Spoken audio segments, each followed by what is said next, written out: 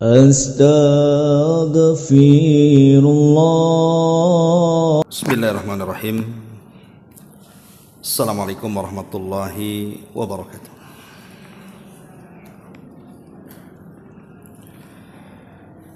Alhamdulillah wassalatu wassalamu ala Rasulillah wa ala alihi wa sahbihi wa mawalah wa la hawla wa la quwata illa billahi wa ba'du. Alhamdulillah, di pagi ini kembali kita bisa duduk bermajlis ilmu di Masjid Sukajadi, dan kita masih melanjutkan kajian kita membahas kitab 175 Jalan Menuju Surga, dan kita masuk pada poin ke-18 tentang keutamaan majelis zikir. Baik, kita akan baca matannya baru kita jelaskan. Nabi SAW bersabda di sini dalam hadis yang cukup panjang, Inna lillahi malaikatan yatufuna fit turuqi yaltamisuna ahla dzikri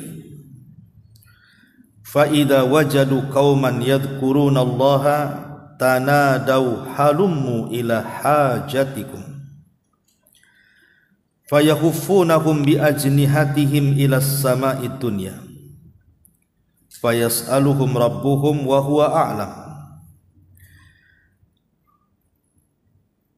minhum man yaqulu ibadi yaquluna yusabbihunaka wa yukabbirunaka wa yahmadunaka wa yumajjidunaka fayaqul hal ra'auni fayaquluna la wallahi ma ra'auka fayaqul wa kaifa law ra'auni yaqulun law ra'auka kanu ashadda laka ibadatan wa ashadda laka tamjidan wa tahmidan wa aktsara laka tasbihan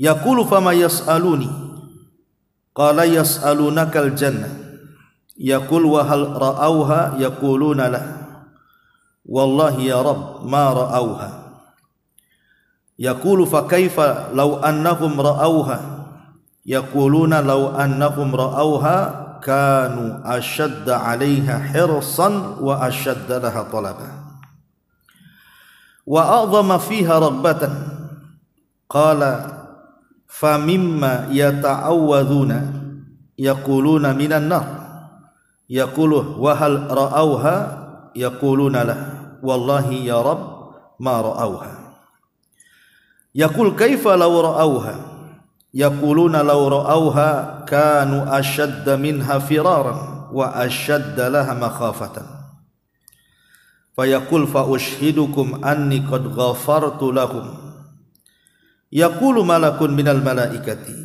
fihim fulanun laysa minhum innama ja'a li hajatin qala hum al julasa'u la yashqa bihim jalisuhum wa fi riwayat li muslimin yaqulu Allahu azza wa jal wa lahu ghafartuhum al qaumu la yashqa bihim jalisuhum.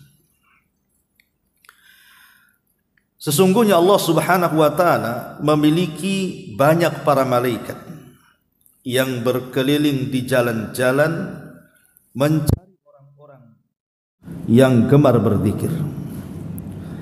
Apabila mereka menemukan satu kaum yang sedang berzikir kepada Allah, mereka saling memanggil satu dengan yang lainnya, kemarilah, datangilah hajat-hajat kalian. Para malaikat itu pun menaungi mereka dengan sayap-sayap ke langit dunia. Lalu Rabb mereka bertanya, padahal dia lebih mengetahui tentang keadaan mereka, apa yang diucapkan oleh para hamba-hambaku yang berzikir itu? Para malaikat menjawab, mereka bertasbih, bertakbir, bertahmid, bertamjid, mensucikan, mengagungkan, memuji dan memuliakan untukmu ya Rabb. Maka Allah bertanya, apakah mereka pernah melihatku? Para malaikat menjawab, demi Allah mereka tidak pernah melihatmu. Allah bertanya kepada para malaikat, bagaimana jika mereka pernah melihatku? Para malaikat menjawab, jika mereka melihatmu ya Rabb, pasti mereka akan sangat khusyuk beribadah kepadamu, sangat memuliakan dan memujimu, dan sangat sering bertasbih kepadamu. Kemudian Allah bertanya lagi kepada para malaikat, apakah yang mereka minta dariku? Para malaikat menjawab, mereka meminta sorga kepadamu. Allah bertanya kembali, apakah mereka pernah melihat sorga? Para malaikat menjawab, demi Allah wahai Rabb, mereka tidak pernah melihat sorga. Maka Allah bertanya, bagaimana jika mereka pernah melihat sorga? Maka para malaikat menjawab, jika mereka pernah melihat sorga, pasti mereka akan sangat berusaha untuk mendapatkannya, sangat berusaha untuk mencarinya, dan sangat besar keinginan untuk meraihnya. Kemudian Allah bertanya lagi, dari hal apakah mereka berlindung, wahai para malaikat-malaikatku? Maka malaikat menjawab, mereka berlindung dari api neraka. Maka Allah bertanya, apakah mereka pernah melihat neraka? Para malaikat menjawab, demi Allah wahai Rabb, mereka yang bermajlis itu tidak pernah melihat neraka. Maka Allah bertanya, bagaimana jika pernah melihat neraka mereka? Maka malaikat menjawab, jika betul mereka pernah melihat neraka, pasti mereka akan sangat berusaha untuk lari dari neraka dan sangat takut terhadap neraka. Maka Allah berfirman, kalau begitu kunyatakan persaksian kepada kalian bahwa aku telah memberikan ampunan untuk mereka. Ada malaikat yang berkata, ya Rabb, di antara orang yang berkumpul di majlis ilmu, di majlis zikir itu, di antaranya mereka ada si fulan, dan dia bukan bagian dari mereka, dia hanya datang untuk satu keperluan saja ya Rabb. Maka Allah berfirman, mereka adalah orang-orang yang berada dalam majlis, tidak akan seorang pun dari mereka yang akan celaka, binasa atau sengsara. Dalam riwayat Muslim, Allah berfirman, aku juga memberikan ampunan untuknya. Mereka adalah satu kaum yang tidak akan seorang pun dari mereka akan celaka, binasa dan sengsara. Baik. Ma'asyiral muslimat yang dimuliakan Allah Subhanahu wa taala, hadis yang cukup panjang ini menjelaskan tentang keutamaan majlis ilmu ataupun majlis zikir. Seperti ibu-ibu ini disebut majlis zikir namanya. Majlis ilmu, majlis yang dibacakan ayat-ayat Quran, hadis-hadis Rasul, kita memuji, bertasbih dan begitu seterusnya. Lah hadis ini menunjukkan keutamaan majlis itu. Sampai di ujung hadis tadi kan diceritakan, ketika para malaikat berdialog dengan Allah Subhanahu wa taala, ini kan dialog Allah dengan para malaikat membicarakan soal orang-orang yang berada di majlis ilmu. Jadi pertama, awal pembicaraan adalah, jadi kalau ibu berdatangan dari mana-mana kemudian berkumpul di majelis ilmu seperti ini, maka para malaikat yang ada di sekitar kita, karena kan ada malaikat yang ditugaskan Allah itu jalan-jalan ke sana kemari mencari majelis-majelis seperti ini. Kemudian kalau sudah menemukan majelis seperti ini, maka malaikat satu dengan yang lainnya akan bersahut, kemari wahai malaikat-malaikat yang lain, kumpul di sini. Maka mereka akan berkumpul bersab-sab sampai menembus langit pertama. Saking banyaknya itu, ya, malaikat yang berkumpul itu bertumpuk-tumpuk sampai ke atas.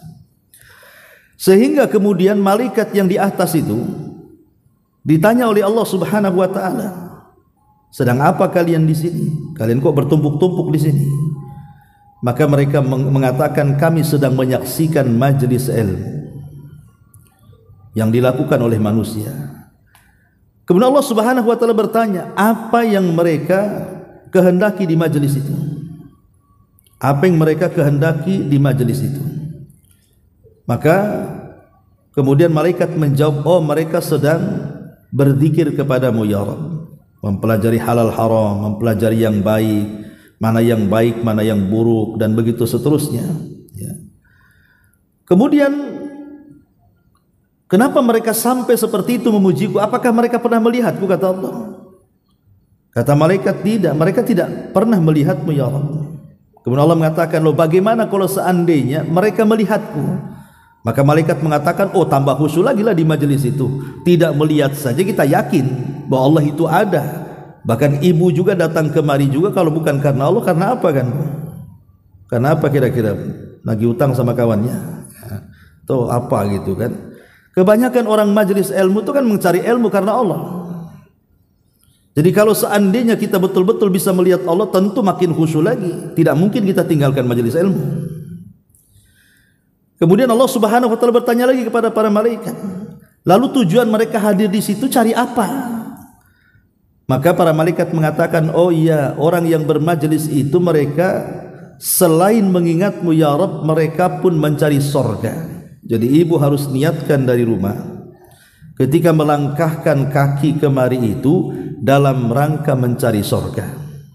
Man salaka tariqan yaltamisu fihi ilma sahhalallahu bihi tariqan ilal jannah. Barang siapa yang berjalan kaki kemari, ya mungkin ada yang naik motor, ada yang naik mobil gitu ya, jalan kakinya dari mobil ke sini aja ya. Jadi barang siapa yang berjalan kaki dalam rangka mencari ilmu, maka Allah akan mudahkan jalannya menuju surga. Jadi ilmu itu menyingkatkan kita, perjalanan kita menuju surga. Jadi jalan yang sangat pintas tapi pantas bahasanya. Itulah ilmu. Dalam dunia saja Bu, kalau kita cari alamat, tidak punya pengetahuan tentang alamatnya di mana, itu bisa putar-putar dulu. Boleh jadi tak dapat balik lagi. Tapi kalau orang tahu alamatnya di mana dan dia tahu jalan-jalannya, pasti dia akan cepat. Karena punya pengetahuan, oh ini jalan kucing, jalan tikus, jalan apa gitu kan, dia tahu tuh. Makin cepat lagi cari alamatnya. Lah begitu juga orang yang mencari sorga. Kalau dia tahu caranya, pasti akan mudah dia cari sorga. Yang tidak tahu jalan ke sorga itu kan tidak pengetahuan bagaimana caranya. Jadi orang-orang yang hadir di majelis taklim itu, kata para malaikat, mereka datang dalam rangka mencari surga. Makanya Allah mengatakan, apakah orang-orang di majelis taklim itu pernah melihat surga? Kata Allah. Kata malaikat, mereka enggak pernah melihat surga. Dan Allah mengatakan, bagaimana kalau mereka melihat surga? Oh, kalau mereka bisa melihat surga, pasti lebih semangat lagi itu untuk meraihnya. Lebih khusyuk lagi, enggak mungkin ngantuk di majelis taklim itu. Kemudian Allah bertanya lagi, lalu apa yang mereka berlindung dari majelis itu? Maka para malaikat mengatakan mereka berlindung dari api neraka. Kemudian Allah mengatakan, apakah mereka pernah melihat neraka? Tidak ya Rabb. Lalu bagaimana kalau seandainya mereka melihat neraka? Ya pasti mereka akan lari dari neraka. Berarti di sini ada 3 poin.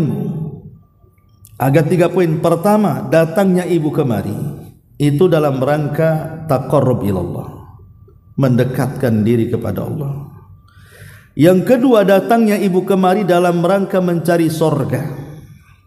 Yang ketiga, datangnya ibu kemari dalam rangka menjauh dari api neraka. Kalau ada 3 poin ibu hadir di majelis taklim, maka apa kata Allah Subhanahu wa taala di sini di hadapan para malaikatnya? Allah mengatakan, ushidukum anni qad ghafartu lahum. Saksikan wahai malaikat-malaikatku, aku bersaksi kepada kalian bahwa aku sudah mengampuni itu dosa-dosa orang-orang yang di majelis ilmu itu.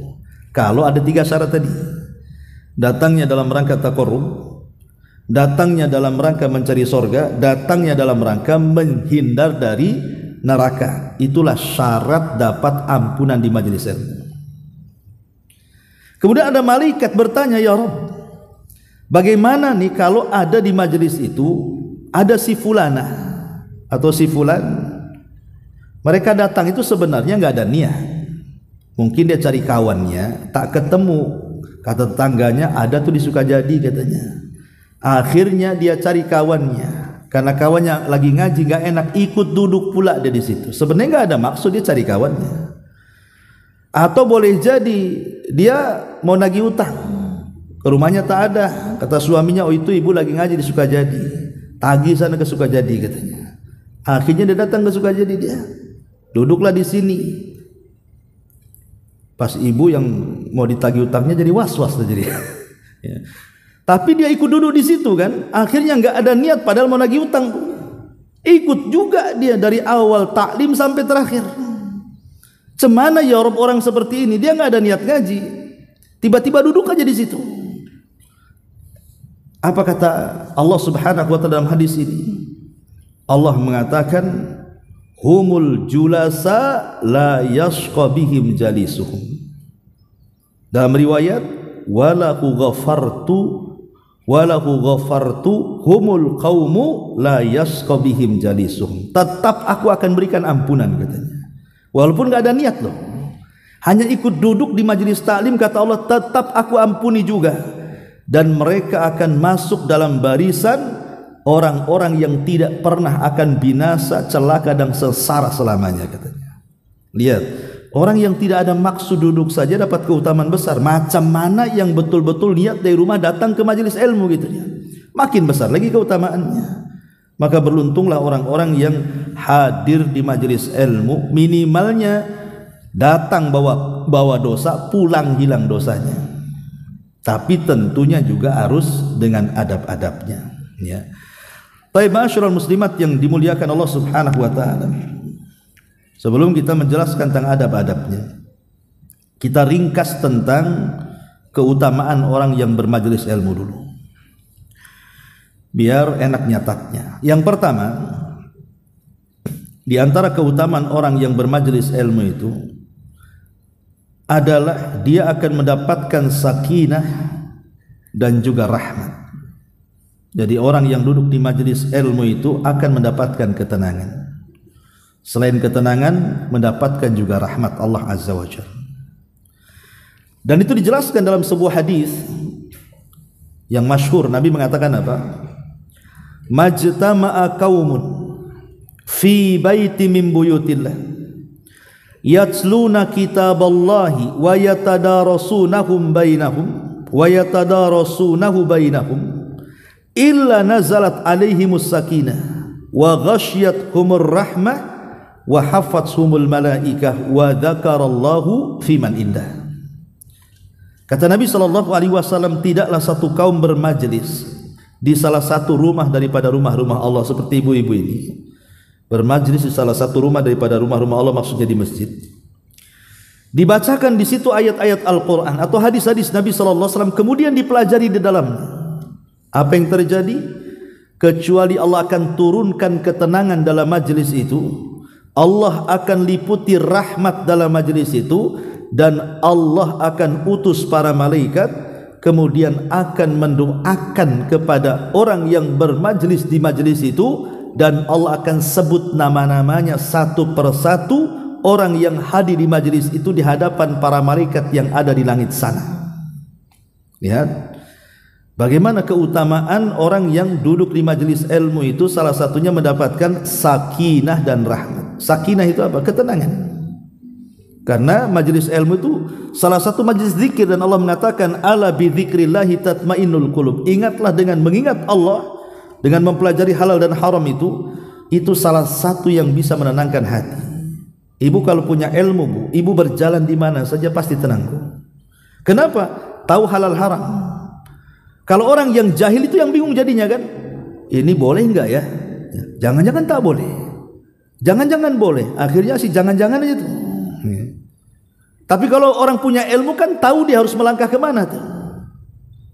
Pamannya nih, ada truk lewat isinya jeruk, satu truk tuh, jatuh pula lah 2 biji jeruk itu. Ibu naik motor di belakangnya, sayang juga tuh 2 biji itu, katanya. Tidak mungkin juga truk berhenti ngambil 2 biji kan itu. Kalau orang punya ilmu kan pasti dia tahu hukumnya kan. Ah, ini boleh dimakan kan? Itu namanya luqathah, Bu, dalam ilmu fikih itu. Luqathah itu. Ini kalau 1-2 jatuh dan tidak mungkin diambil, ibu bisa ambil tuh, samakan ya. Tapi kalau jatuh 1 truk jangan, Bu. Ya, kalau 1 truk terguling ya itu enggak. Kalau hanya 1 dibanding 1 truk itu namanya luqathah, Bu, ya. Daripada nanti ketabrak lagi mobil malah enggak kemakan kan. Kalau 1-2 dari 1 truk enggak masalah. Karena tahu ilmunya enggak ada masalah dia kan, daripada mubadir. Ya.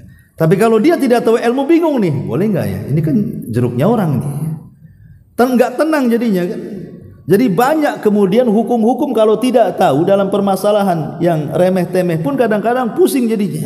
Terpaksalah tanya dulu ke ustaz kan itu. Pas tanya handphone ustaz pula lobet tak bisa diangkat, pusing lagi dia. Jadi orang yang punya ilmu itu pasti punya ketenangan karena dia tahu arah kemana dia harus berjalan. Itulah yang disebut dengan sakinah namanya. Orang yang hadir di majelis taklim itu pasti diberikan ketenangan hatinya karena dengan pengetahuannya dia bisa melangkah kemana-mana tuh. Tahu jalan ke sorga, tahu jalan ke neraka sehingga dia bisa menghindari neraka dan mendekat ke sorga. Belum lagi bukan hanya ketenangan saja, baik ketenangan zahir ataupun batin, juga rahmat yang Allah limpahkan di majelis itu. Akhirnya di majelis itu ibu banyak manfaatnya kan, ketemulah kawan-kawan baru. Ya, yang tadinya susah cari utangan dapat pula kawan baru cari utangan, dapat pula untuk modal kan gitu. Akhirnya kenal orang kan, akhirnya kan silaturahim, tambah rizkinya. Ibu lagi jualan apa gitu kan, karena sering hadir di majelis taklim, kan bisa tawar-tawarkan ke kawannya itu. Saya jualan gamis mau enggak kan itu. Ini lo gambarnya. Itu kan diantara kasih sayang Allah, akhirnya kan meluaskan rizki di situ. Kemudian juga ibu kalau sakit karena banyak kawannya di majelis taklim akhirnya dikunjungi. Ya, minimal ya ada yang menghibur, itu bagian daripada rahmat. Jadi banyak kawannya di situ. Lebih daripada itu, para malaikat akan mendoakan ampunan lagi pula di situ. Dan lebih daripada itu, ibu jadi selebritis langit karena namanya akan disebut satu-satu. Oh, si Umi Anu, kata Allah di hadapan para malaikat, hadir loh itu di situ. Ya, hadir di situ, lagi disandar di tiang atau apa gitu kan di situ. Jadi semua akan menjadi kebaikan di situ. Ini yang pertama. Yang kedua, yubahillahu bi ahlihal malaika. Allah akan bangga. Allah akan bangga dengan orang-orang yang hadir di majelis taklim itu dan membanggakan orang-orang itu di hadapan para malaikat yang ada di langit sana. Karena dalam sebuah hadis Rasul mengatakan innallaha yubahi bikumul malaika. Maka Allah akan berbangga di hadapan para malaikat yang menyebut nama kita satu persatu. Ya. Kemudian juga yang nomor 3, majelis ilmu itu majalisul maghfirah. Dia adalah majelis di mana dosa-dosa kita akan digugurkan di situ. Berdasarkan tadi bagaimana orang yang di majelis taklim itu Bu, yang mendoakan bukan malaikat saja, semua binatang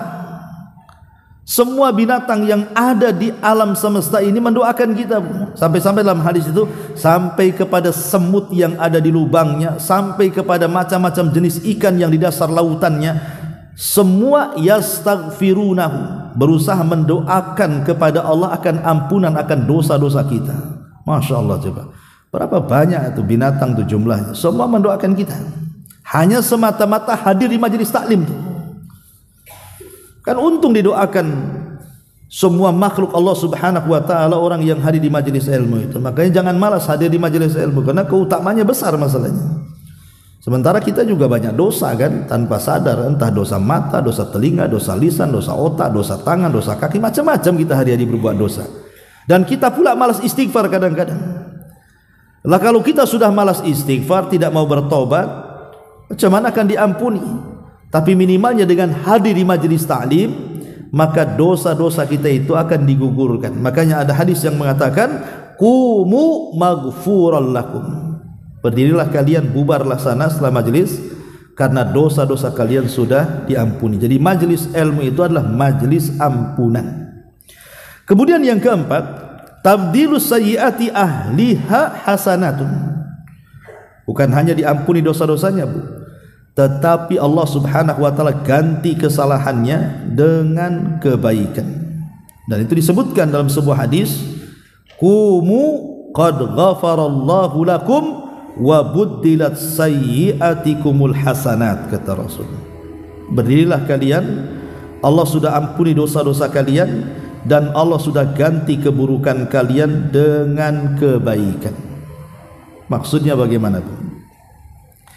Allah subhanahu wa ta'ala berfirman dalam Quran kan Bu, innal hasanat yudhibna sayyiat. Sesungguhnya kebaikan yang ibu lakukan itu bisa menghapus sebuah keburukan. Contoh, Di zaman Abdullah ibn Abbas radhiyallahu anhuma, ada seorang anak muda. Dia meminta fatwa kepada Ibnu Abbas. Apa fatwanya? Minta fatwanya begini. Dia mengatakan, wahai Ibnu Abbas, bagaimana caranya aku bertobat? Aku sudah membunuh seorang wanita. Jadi Ibnu Abbas mengatakan, macam mana kau bisa bunuh seorang wanita? Dia mengatakan begini, wahai Ibnu Abbas, aku suka dengan salah seorang wanita. Aku tertarik dengan dia.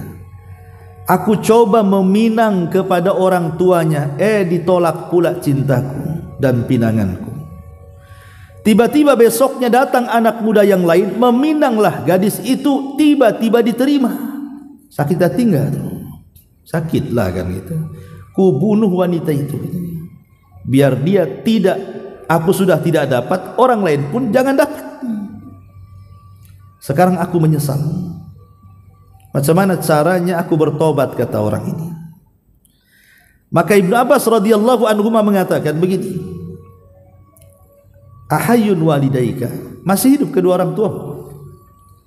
Maka anak muda ini mengatakan, ya wahai Ibnu Abbas. Kemudian Ibnu Abbas mengatakan, kalau begitu pergilah berbaktilah kepada kedua orang tuamu. Salah satu murid daripada Ibnu Abbas yang hadir di situ bingung. Kemudian dia bangkit dan mengatakan, Ibnu Abbas, wahai imam, kok jawabanmu kok enggak nyambung dengan pertanyaan?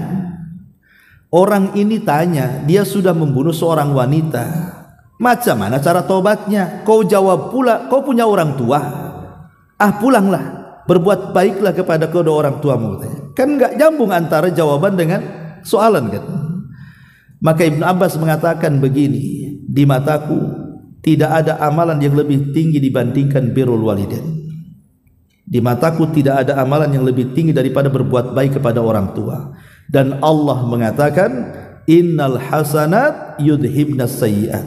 Sesungguhnya kebaikan-kebaikan itu bisa menghapus keburukan. Boleh jadi kalau dia betul-betul ikhlas berbuat baik kepada orang tuanya, bisa menghapus dosa pembunuhannya.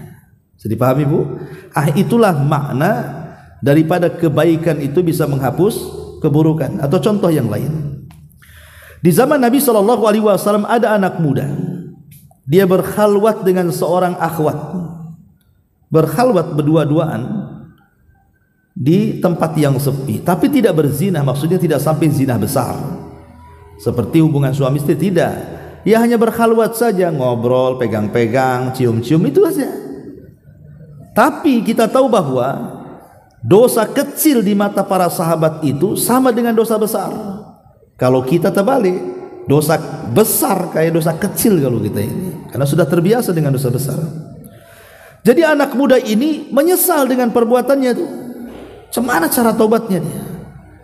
Datanglah dia kepada Nabi SAW, kemudian menceritakan, dia mengatakan, ya Rasulullah, inni fa'altu dzamban 'azima. Rasul, aku sudah melakukan dosa besar, katanya. Hal minat taubah, ada enggak tobat bagiku? Kemudian menceritakan dosanya. Rupanya dosanya hanya berkhalwat dengan seorang wanita. Kemudian Nabi SAW bertanya, hal sallaital asra jamaah, apakah tadi waktu salat asar berjamaah engkau ikut hadir? Maka laki-laki ini mengatakan, ya aku hadir di belakangmu wahai Rasul. Maka Rasul mengatakan, idhab faqad ghafarallahu lak. Kalau gitu pergi, Allah sudah mengampuni dosa khalwatmu, katanya. Kemudian Rasul mengatakan, innal hasanat yudhibna sayyi'at. Boleh jadi kebaikan itu bisa menghapus keburukan. Alias kalau solat asar berjamaah itu tadi, kalau betul-betul ikhlas karena Allah dan berpahala, maka bisa menghapuskan dosa khalwatnya. Itu maksudnya. Makanya jangan pernah bakhil dari kebaikan. Imbangi dosa itu dengan amal saleh.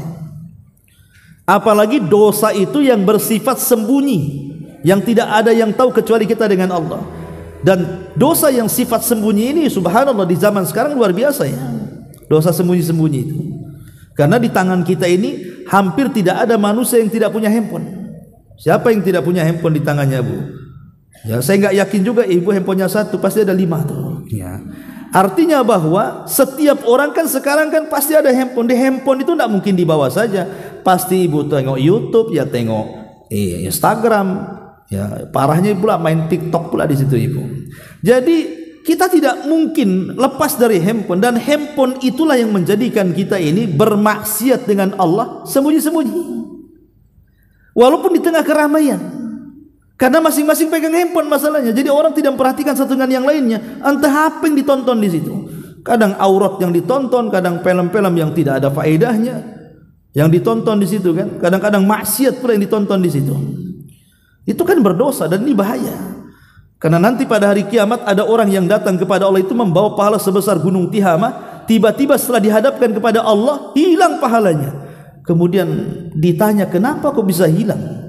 Maka Rasul menjawab, karena kalau dia di hadapan manusia kayaknya soleh, kayaknya soleha, nampak pula kesolehannya. Ketika bersendirian dia pula bermaksiat kepada Allah Azza wa Jalla. Lah di zaman yang sekarang merebak maksiat tidak terang-terangan ini, jangan sampai tidak diimbangi dengan kebaikan. Sebab kalau tidak habis amal kita nanti. Ya.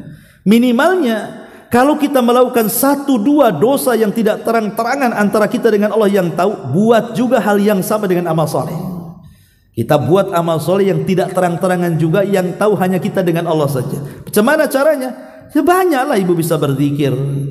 Ucapkan subhanallah, alhamdulillah, la ilaha illallah, Allahu akbar. Orang enggak tahu, hanya ibu saja dengan Allah yang tahu kan. Atau bisa baca Quran, atau bisa bersedekah. Yang jelas supaya balance bahasa kitanya. Jangan sampai kemudian stok amal kita habis sementara tambahannya tak ada. Lah salah satunya majelis taklim ini juga bisa menghapus dosa-dosa kita yang kita lakukan di luar sana. Dengan hadir di sini, dengan bermajelis taklim di sini, maka majelis taklim itu bisa menghapuskan dosa-dosa yang kita pernah lakukan di luar sana. Makanya di sini salah satunya adalah keutamaannya adalah tabdilus sayyiati ahliha hasanatun, bisa mengganti keburukan dengan kebaikan. Kemudian juga di antara keutamaan majelis taklim adalah adz-dzakiruna ahlal kiram yaumal qiyamah. Orang-orang yang senantiasa berzikir di majelis taklim, hadir di majelis taklim, mendengarkan kajian, mendengarkan ayat Quran dibaca, mendengarkan hadis, mendengarkan hukum-hukum Islam, maka mereka menjadi orang-orang yang akan dimuliakan kelak pada hari kiamat di hadapan Allah. Disebutkan dalam sebuah hadis yang dikeluarkan Imam Ibn Hibban dari sahabat Abi Sa'id Al-Khudri radhiyallahu anhu dari Nabi sallallahu alaihi wasallam, Allah berfirman di sini diskusi, saya'lamu ahlul jam'i al-yawma min ahlil qarami. Faqila man ahlul qaram ya Rasulullah? Qala ahlu majalisidz dzikri fil masajid, kata Rasul. Kata Nabi SAW, kelak pada hari kiamat ketika manusia dikumpulkan di padang mahsyar, maka orang-orang yang suka hadir di majelis taklim itu akan dimuliakan dengan semulia-mulianya oleh Allah, dan itu disaksikan orang ramai pada hari kiamat. Kemudian sahabat bertanya kepada Rasul, siapa orang-orang yang dimuliakan itu? Sehingga kemudian orang-orang yang di padang mahsyar itu takjub kepada orang-orang yang dimuliakan, karena mereka orang-orang yang dihormati Allah. Maka Allah Subhanahu wa taala dalam hadis qudsi ini kemudian berfirman, mereka adalah ahlu majalisidz dzikri, orang yang suka hadir di majelis zikir di masjid-masjid Allah.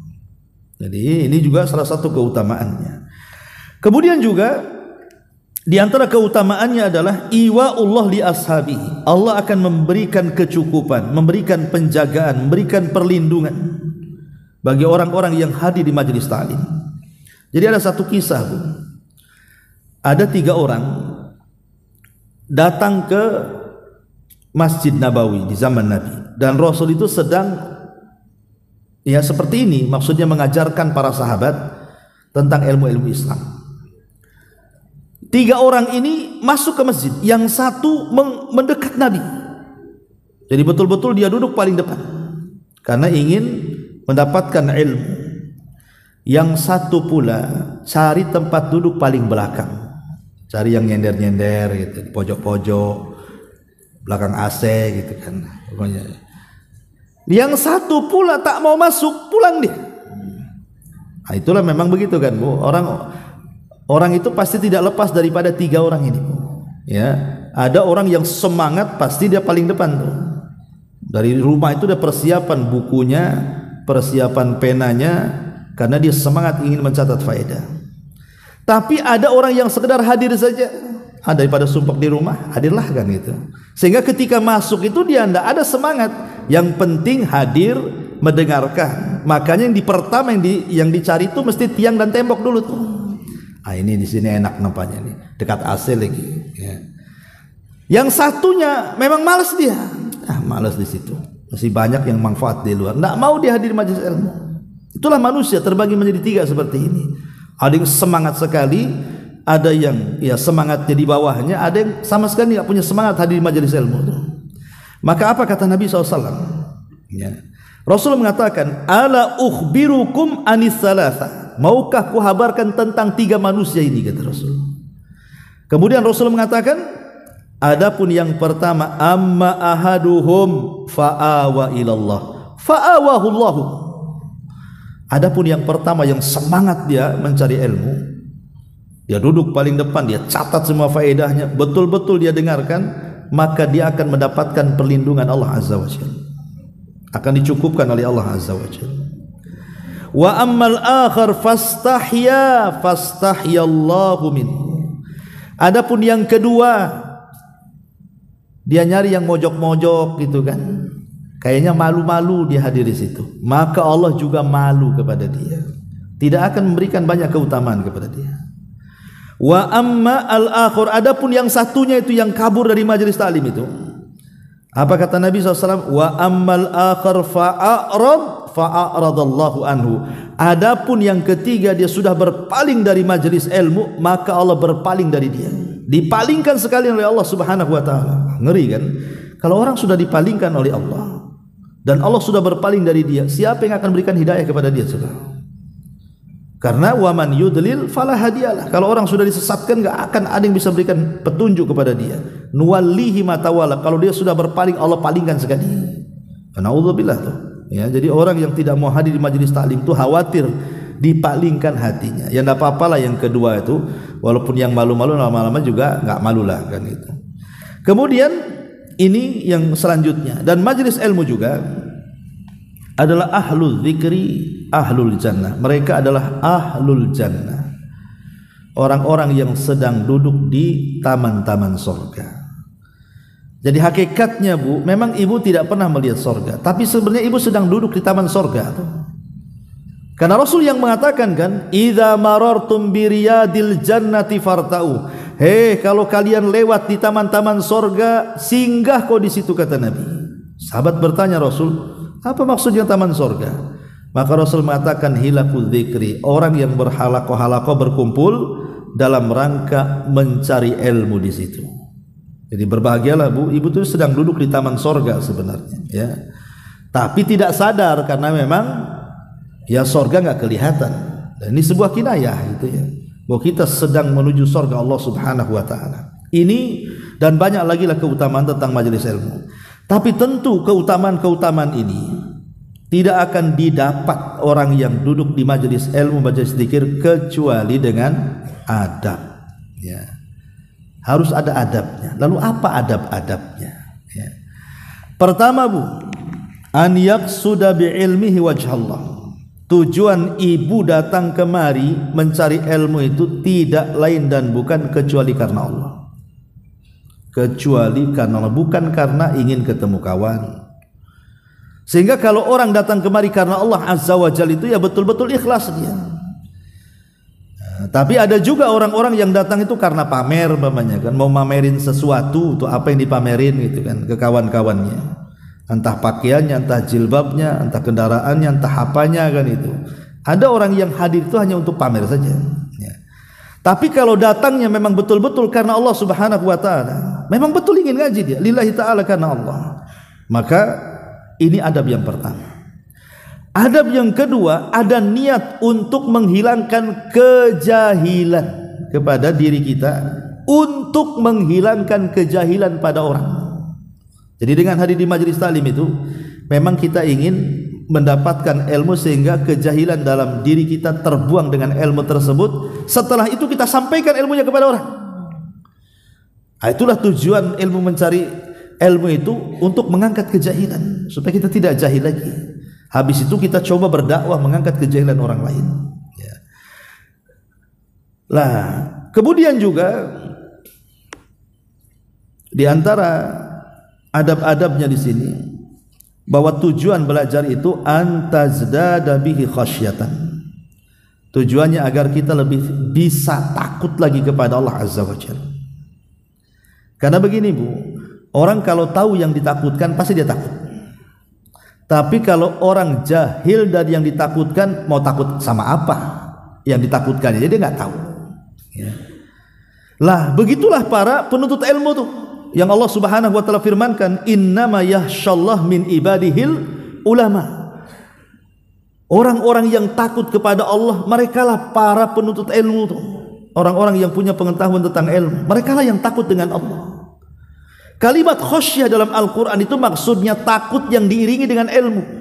Maknanya, kenapa para thalabatul ilmi itu, orang-orang yang hadir di majelis taklim itu lebih takut kepada Allah?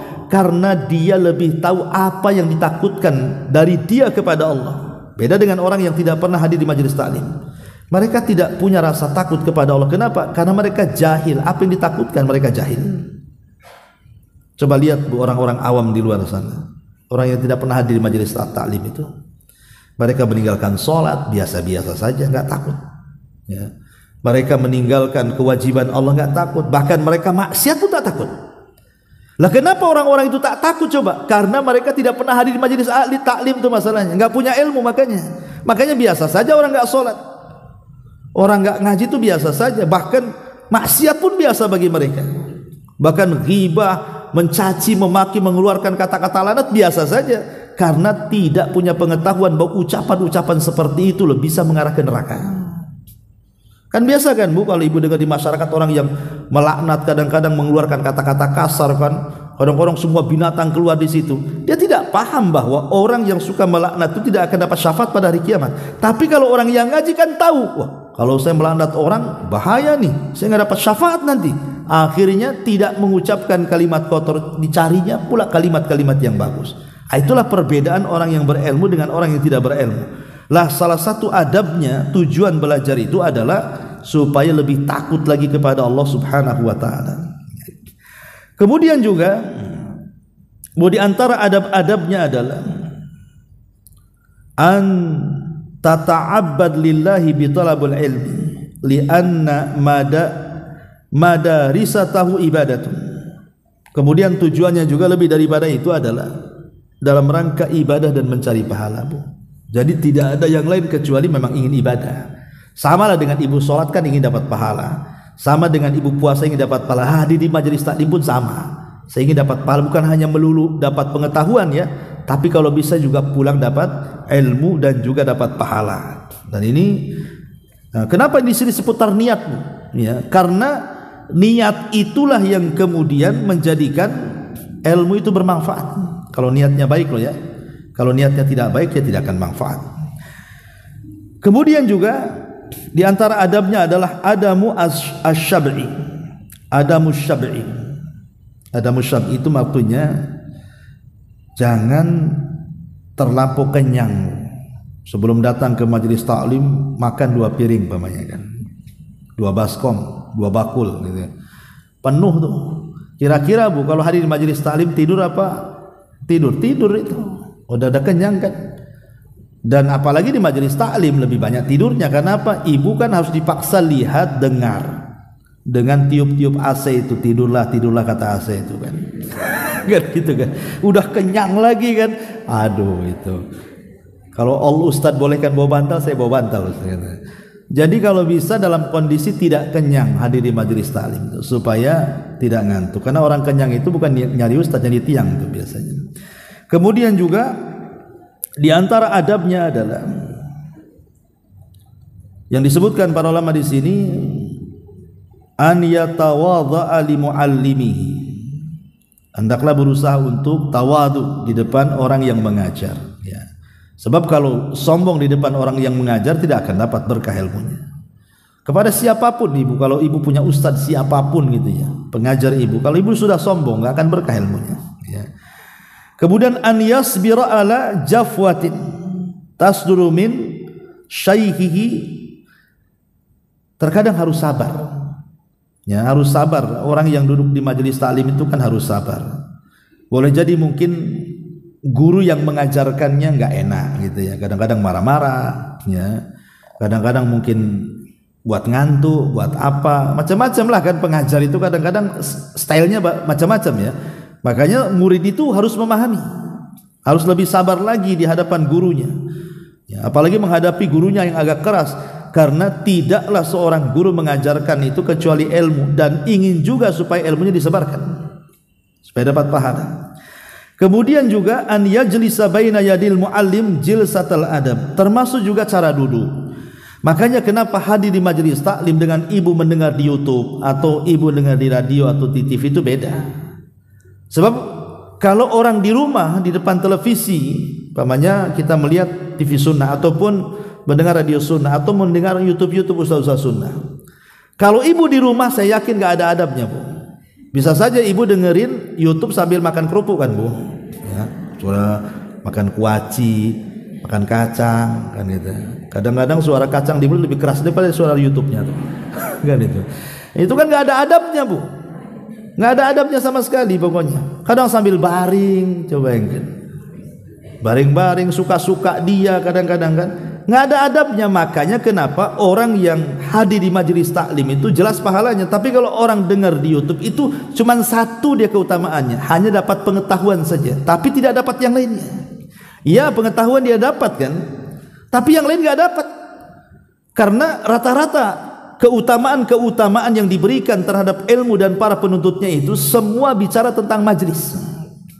Semua tentang majelis, orang yang hadir di majelis ilmu. Bahkan di zaman Imam Ahmad itu, orang yang datang ke majelis Imam Ahmad itu tidak melulu cari ilmu. Mereka hanya mencari adab saja. Bahkan saya melihat itu di Masjid Nabawi.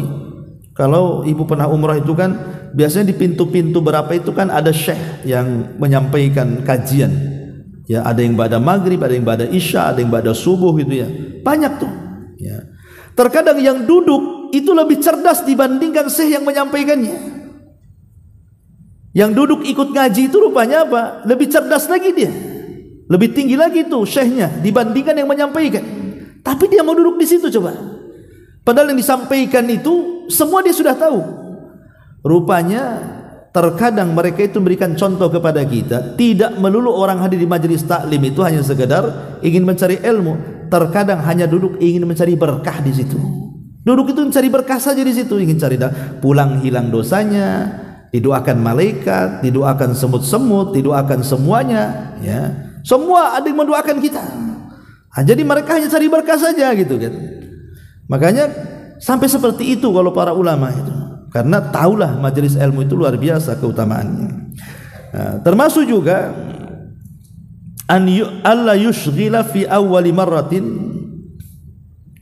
bimasailil ikhtilaf bainal ulama. Termasuk juga kalau awal-awal orang yang belajar itu ya belajar dari yang sesuai dengan kapasitas dia. Jangan kemudian kalau belajar itu langsung bicara tentang khilaf ulama atau apa yang dia tidak paham kan itu. Sama lah dengan pendidikan umum juga kan, mulai dari TK, SD, SMP, SMA itu kan disesuaikan dengan kemampuan. Jadi kalau orang ingin belajar yang renyah-renyah dulu, yang ringan-ringan dulu, baru kemudian meningkat kepada yang besar.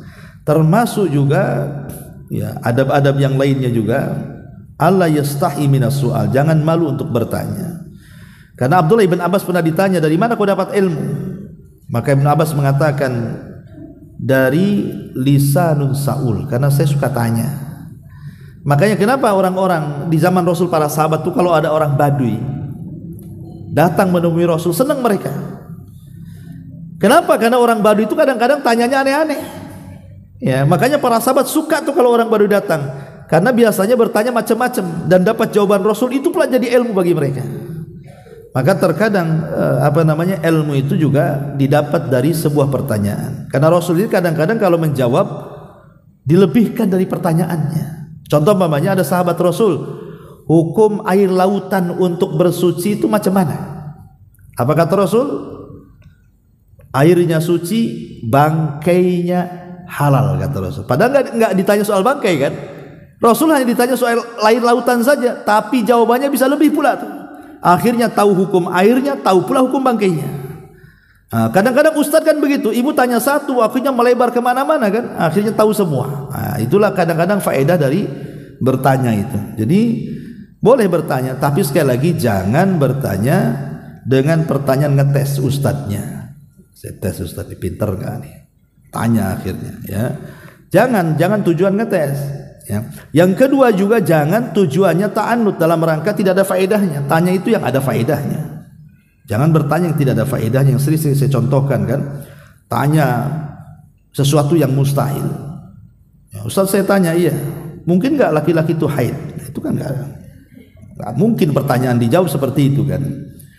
Karena nggak mungkin kan gitu. Jawabannya nggak mungkin, tapi kan nggak perlu ditanyakan. Kita sudah tahu jawabannya mustahil, tapi kenapa pula ditanyakan? Nah itu pertanyaan-pertanyaan konyol seperti ini itu justru dicela oleh para ulama. Ya tanya-tanya yang bermanfaat untuk kehidupan kita. Kemudian juga al-ibtiad anil ma'asi. Kalau ingin ilmu itu bermanfaat, maka jauhilah maksiat, karena ilmu itu akan padam dengan maksiat. Ingat Imam Syafi'i pernah mengadu kepada Imam Waqi soal buruknya hafalan. Kemudian Imam Waqi mengatakan, kau harus meninggalkan maksiat. Maka Imam Syafi'i akhirnya membuat bait syair. Apa bait syairnya? Syakautu ila Waqi su'a hifdin fa arsyadani bi antarkil ma'asi wa'lam bi annal ilma nurun wa nurullah la yuhdalil asi.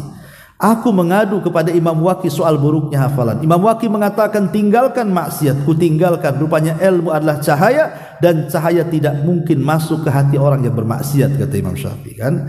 Jadi sebuah syair akhirnya. Dan banyak adab-adab lagi yang tidak mungkin kita jelaskan karena waktu juga. Baik, sebelum saya tutup kita buat tanya jawab, silakan.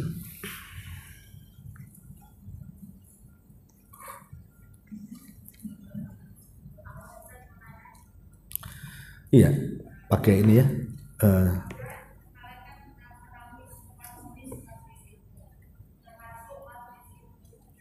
Bentar Bu, nggak dengar. Jauh soalnya.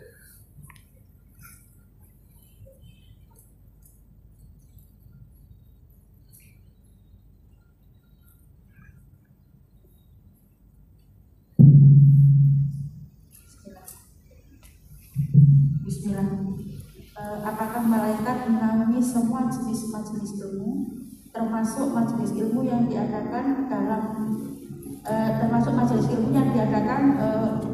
menyelisih syariat, contohnya di masjid diadakan hal-hal yang diajarkan dalam agama, padahal di situ juga dibacakan Al-Quran, juga dibacakan salawat, zikir-zikir, ataupun mendengarkan tausiah dari salah seorang ustaz. Iya. Ya, alhamdulillah. Ya tentu kan malaikat itu kan tidak suka dengan maksiat. Kalau di majelis itu ada maksiat, malaikat tidak suka dengan maksiat. Dia tidak akan hadir di situ.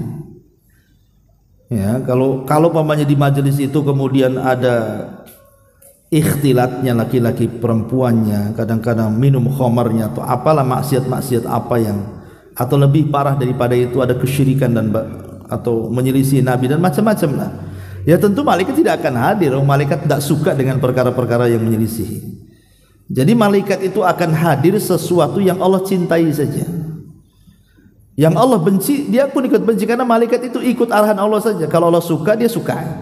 Kalau Allah benci, dia ikut benci. Itu malaikat. Makanya malaikat itu berbeda dengan manusia. Malaikat itu sama sekali tidak punya hawa nafsu. Makanya ibadah saja. Jadi malaikat akan hadir di majelis-majelis yang tidak ada penyimpangan di situ. Kalau banyak penyimpangannya nggak mungkin hadir di situ. Yang ada dikutuk pula para malaikat. Ya, jadi sekali lagi yang dimaksud hadis tentang malaikat hadir di majelis ilmu, ya majelis ilmu yang betul-betul tidak ada penyimpangan di situ. Ya, wallahu a'lam. Baik. Bismillah, assalamualaikum warahmatullahi wabarakatuh. Waalaikumsalam. Ustaz, iya. Dahulu kita pernah menghadiri majelis-majelis ilmu yang majelis-majelis zikir yang seperti majelis-majelis zikir yang berzikir secara jahat gitu Ustaz. Dan kita mendapatkan ketenangan juga Ustaz di dalamnya. apakah itu termasuk takbir iblis, Ustaz? Iya. Alhamdulillah. Orang maksiat juga dapat ketenangan juga waktu dia maksiat kan. Ibu mamanya pengen ketenangan, datang ke Barelang sana, duduk di tepi pantai, tenang juga sebentar kan. Habis pulang stres lagi, ingat lagi utang ya kan. Artinya ada majelis-majelis itu yang memang tenang karena memang isinya adalah syariat, betul-betul sesuai dengan contoh Nabi SAW. Kita dapat ketenangan yang hakiki loh ya, ketenangan yang hakiki ya. Tapi ada juga ketenangan yang semu, yang hanya sesaat ketenangannya, hanya ketika di majelis itu saja tenang, ketika keluar dia tidak tenang. Jadi yang dimaksud ketenangan di sini artinya ketenangan lahir dan batin. Ya, batinnya juga tenang hadir di situ, lahirnya juga tenang, ketika keluar dia tenang. Memang dapat di situ ketenangannya. Ya, contohnya majelis ilmu. Kenapa kemudian majelis ilmu itu majelis ketenangan? Karena baik di dalam majelis atau di luar majelis kita jadi tenang. Contohnya tadi, akhirnya ketika kita melangkah kemana saja karena kita punya ilmu, kita tenang kan? Tapi kalau tidak ada ilmu, majelis itu hanya hura-hura saja, ya nggak akan tenang dia. Mungkin batinnya dia tenang sesaat, belum tentu lahirnya dia tenang. Makanya yang dimaksud di sini artinya betul-betul majelis ilmu yang tidak ada penyimpangan sama sekali di situ. Yang dipelajari memang Al-Quran, hadis Nabi SAW, bukan perkara-perkara yang tidak diajarkan di zaman Rasul, diajar pula di zaman sekarang. Ya. Jadi maksudnya adalah majelis-majelis yang betul-betul sesuai dengan Al-Quran dan Sunnah Nabi SAW. Soal ketenangan, saya dapat keterangan juga. Sama kan, saya pernah bercerita. Ada tetangga itu, dia nikah sama orang Nasrani, Muslimah. Akhirnya belakangan masuk Kristen.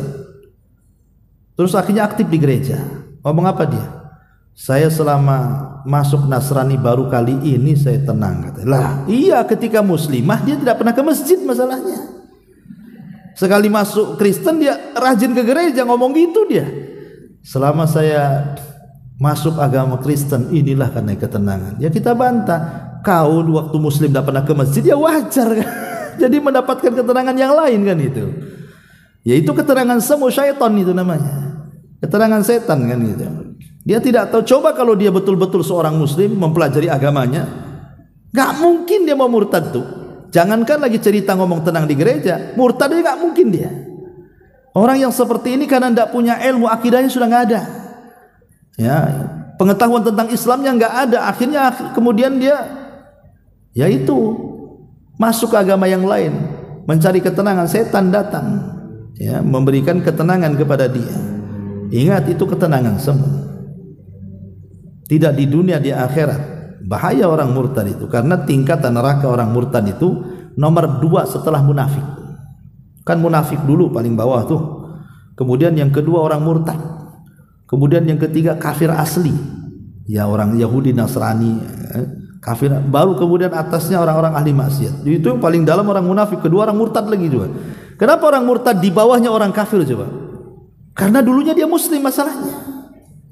Kok tiba-tiba jadi kafir? Makanya di bawah orang kafir lagi dia nerakanya. Nauzubillah. Ya. Wallahu a'lam. Baik, sampai di sini. Ya, mudah-mudahan ada manfaatnya. Subhanaka bihamdika asyhadu an la ilaha illa anta astaghfiruka wa atubu ilaik. Allahu ta'ala alam. Assalamualaikum warahmatullahi wabarakatuh.